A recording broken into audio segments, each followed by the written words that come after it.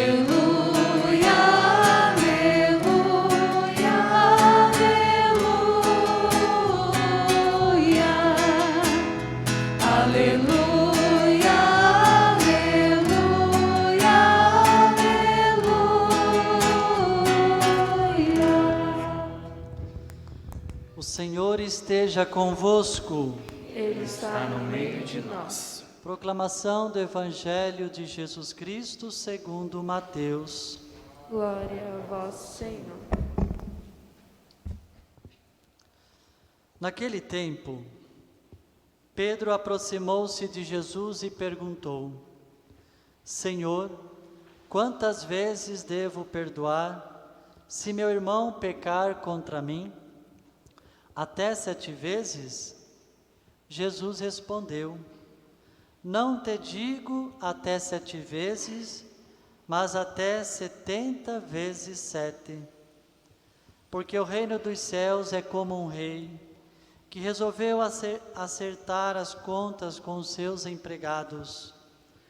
Quando começou o acerto, trouxeram-lhe um que lhe devia uma enorme fortuna.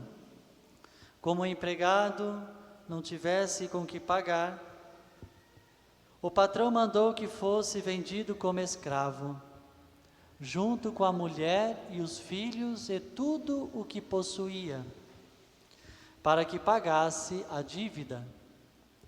O empregado, porém, caiu aos pés do patrão e, prostrado, suplicava: Dá-me um prazo e eu te pagarei tudo. Diante disso, o patrão teve compaixão, soltou o empregado e perdoou-lhe a dívida. Ao sair dali, aquele empregado encontrou um dos seus companheiros que lhe devia apenas 100 moedas. Ele o agarrou e começou a sufocá-lo, dizendo: Paga o que me deves. O companheiro, caindo aos seus pés, suplicava: Dá-me um prazo e eu te pagarei. Mas o empregado não quis saber disso. Saiu e mandou jogá-lo na prisão, até que pagasse o que devia. Vendo o que havia acontecido, os outros empregados ficaram muito tristes. Procuraram o patrão e lhe contaram tudo. Então o patrão mandou chamá-lo e lhe disse: Empregado perverso, eu te perdoei toda a tua dívida, porque tu me suplicaste. Não devias tu também ter compaixão do teu companheiro, como eu tive compaixão de ti? O patrão indignou-se e mandou entregar aquele empregado aos torturadores, até que pagasse toda a sua dívida. É assim que o meu Pai que está nos céus fará convosco, se cada um não perdoar de coração o seu irmão. Ao terminar estes discursos, Jesus deixou a Galileia e veio para o território da Judéia, além do Jordão. Palavra da salvação. Glória a vós, Senhor. Podem sentar no instantes.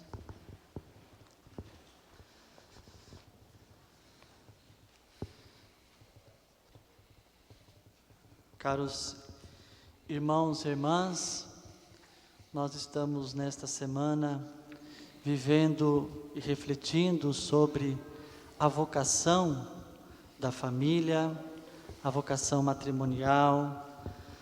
Neste mês de agosto, a Igreja nos convida a olhar mais de perto a nossa vocação, o nosso chamado. E é bonito perceber que dentre todos os chamados ou todas as vocações, a vocação da família é a menina dos olhos de Deus. Porque é na família que tudo se constrói. É na família que tudo se realiza, tudo tem uma história, tudo tem um caminho. E todos nós viemos de uma família. E as leituras desta semana foi conduzindo nas nossas reflexões. Inclusive, quando nós falamos de vocação, nós falamos de um Deus que nos chama, mas não nos deixa só. E como que Ele vai atuando na história da humanidade, até nos dias de hoje. Notemos na primeira leitura do livro de Josué. Ontem nós ouvimos o relato da morte de Moisés, a missão de Moisés que termina com a sua morte. E começa uma nova história, mas Deus continua a conduzir o seu povo através dos profetas. Hoje a experiência de Josué, onde Deus pede para que conduza o seu povo à terra prometida, a terra onde corre leite e mel. E desta entrada à terra prometida, há uma entrada muito especial para o povo de Israel, que é justamente a Arca da Aliança, que representa a presença de Deus no meio do povo. Esta entrada é uma entrada de uma grande liturgia, de uma grande procissão, onde o povo faz festa, porque o Senhor realizou a sua promessa. Deus realiza a sua promessa em nós. Deus jamais quebrou a sua aliança com o seu povo. E quando Deus nos promete alguma coisa, Ele cumpre. Deus prometeu dar a nós a felicidade. Ele dá a nós a felicidade. Mas nem sempre nós buscamos viver esta felicidade que Deus nos dá. Deus dá a nós a capacidade de amar, como Ele nos amou, como Ele nos ama, mas nem sempre nós correspondemos a este amor. Deus nos dá a capacidade de ter compaixão, de perdoar, mas nem sempre nós conseguimos realizar aquilo que é o ideal da vida cristã, da vida de Deus. O ideal da vida cristã, ela é perfeita, ela é bonita, mas nos desafia diante da prática, diante do caminho, diante das escolhas. Quando nós resolvemos viver o Evangelho já traz tudo, mas a gente descobre que é caro a nós viver o Evangelho. Quando nós, no nosso chamado, resolvemos dizer sim à vida religiosa, sacerdotal, matrimonial ou laical, quando nós resolvemos dizer sim, descobrimos que diante deste sim há os seus desafios. Mas aí que está a beleza do chamado de Deus. Pois é nos desafios da nossa vocação que nós conseguimos entender o quanto que o outro é precioso e valioso aos olhos de Deus. Porque o nosso amor, ele é limitado. O nosso perdão é limitado. Diferente do amor de Deus por nós e do seu perdão, da sua compaixão para conosco, que é ilimitado. Jesus nos ama sempre e nos convida a amar sempre. Por isso que o tema de hoje vai dizer que o amor verdadeiro mais ama do que é amado. Quando nós entendemos isso, nós percebemos que o que eu busco diante do outro não é simplesmente a minha realização, mas eu busco também, principalmente, fazer o outro feliz. E na vida matrimonial é assim. Quando o homem e a mulher resolvem unir-se em matrimônio, o maior desafio é ajudar também o outro a viver o amor de Deus. No dia do casamento, o que vocês prometeram? de viver na alegria, na tristeza, na saúde e na doença, todos os momentos da vida. E o sacerdote, no momento da celebração, ele diz assim: assim como Cristo amou a sua igreja, vocês deverão amar um ao outro. Mas isso não acontece num passe de mágica. Porque no dia a dia, isso será um desafio. No dia a dia, às vezes, as coisas não serão tão boas. Mas o que fazer diante das coisas ruins, das dificuldades, dos desafios? É reconhecer que eu preciso me reconstruir cada dia, sempre de novo. A entender que eu resolvi participar também da vida e da história do outro. Eu resolvi compartilhar da minha história, das minhas qualidades e defeitos dentro de uma família. Por isso que não há uma família perfeita. E quando nós olhamos para a Sagrada Família de Nazaré, nós desejamos ser como a família de Nazaré. Mas a família de Nazaré tiveram também seus desafios. Maria e José teve que fugir para o Egito. Viveram anos e anos como peregrinos. Nunca tiveram fixo no lugar. Portanto, tiveram seus desafios, os desafios de sua época, mas estiveram juntos. Acreditaram neste amor, acreditaram na sua missão, acreditaram no projeto de Deus. O que nós precisamos é justamente acreditar nos planos de Deus. Perceber o quanto Deus, assim como Ele escolheu nesse estado de vida, nesta vocação, Ele realiza as suas obras, as suas maravilhas. E é no testemunho, é no suor da vida que eu revelo quem é Deus. Por isso que não há quem é melhor ou pior na vida cristã. Porque o chamado específico nos conduz a quem? A Jesus Cristo. Nos conduz a quem? Ao amor verdadeiro. Um amor desprendido.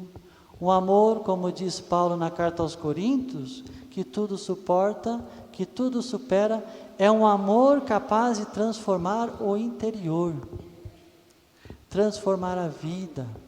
O meu modo de agir, de pensar. O meu modo de estar no mundo. E na leitura do Evangelho de hoje, nós ouvimos o relato da comunidade de Mateus, quando Pedro, ele pergunta a Jesus: quantas vezes devo perdoar? É interessante nesta pergunta de Jesus, porque muitas vezes nós pensamos que o perdão é algo que simplesmente acontece da boca para fora. Nós pensamos que o perdão é a quantidade que eu tenho que perguntar diante do outro. Mas o importante diante da pergunta e da resposta de Jesus é que o perdão nos desafia. Amor e perdão, eles caminham juntos. Se na vida de uma família, se o amor e o perdão não caminhar junto, sempre vai haver conflitos. Porque um vai querer ser maior que o outro, vai querer ditar o que o outro deve ser ou não, ou o que deve ser e como deve ser a família. Quando não há amor e perdão, e o diálogo entra justamente para complementar a vida da família, aí a família consegue viver a harmonia. Mas isso é um desafio. E diante dos desafios que nós vivemos e encontramos, nós nunca podemos esquecer que diante do perdão está a capacidade de reconhecer que eu preciso tomar a decisão de reconhecer que eu preciso melhorar as minhas atitudes, as minhas relações, o meu modo de ser. E é o que nós, nesta semana, pedimos à Sagrada Família de Nazaré, a capacidade de poder reconhecer no amor verdadeiro de Deus, a nossa busca de viver este amor. Um amor não apenas de sentimento, não um sentimentalismo, não de interesse, mas um amor que doa a si mesmo, que é capaz, portanto, de vencer os próprios interesses e egoísmo. A grande cegueira da humanidade é de pensar que o amor se constrói a partir de si, a partir do seu modo de agir e de pensar, sem, portanto, reconhecer no diálogo a construção do amor. O amor, ele vai se reconstruindo e vai construindo cada caminho, cada passo que uma família dá. É como construir uma casa do alicerce. Quando se constrói a casa a partir do alicerce, o amor, ele é capaz de não permitir com que as tempestades da vida possam destruir. Mesmo às vezes querendo derrubar, ou o vento querendo destruir, mas jamais, quando o amor é construído na rocha, num bom alicerce, jamais é destruído. Que a Sagrada Família de Nazaré fortaleça sempre a aliança que nós construímos com Deus e no nosso lar. É o momento que nós também pedimos a força de Deus para vencer tudo aquilo que nos divide, tudo aquilo que separa a família, tudo aquilo que vai corroendo a vida em família. A palavra de Deus é esta luz, esta força e esperança. E quando buscamos na espiritualidade, quando buscamos em Deus, quando buscamos na fé, viver unidos com Deus em família, as coisas vão se encaminhando, as coisas vão se colocando na vida, como Jesus sempre se colocou a serviço dos seus filhos e filhas. Deus dá a vida porque ama, e com certeza a vocação que você escolheu, o maior trabalho nosso é dar a nossa vida na vocação que nós escolhemos. Os casais dar a vida um pelo outro, assumindo as suas qualidades e defeitos. Os filhos sendo gratos a Deus, por Deus ter permitido eles virem desta família, dessa história, desta raiz. E assim, cada um vivendo na gratidão da vida, da sua vocação. Que o Espírito Santo nos conceda sempre amar como o Senhor sempre nos ama. Louvado seja o nosso Senhor Jesus Cristo. Para sempre seja louvado.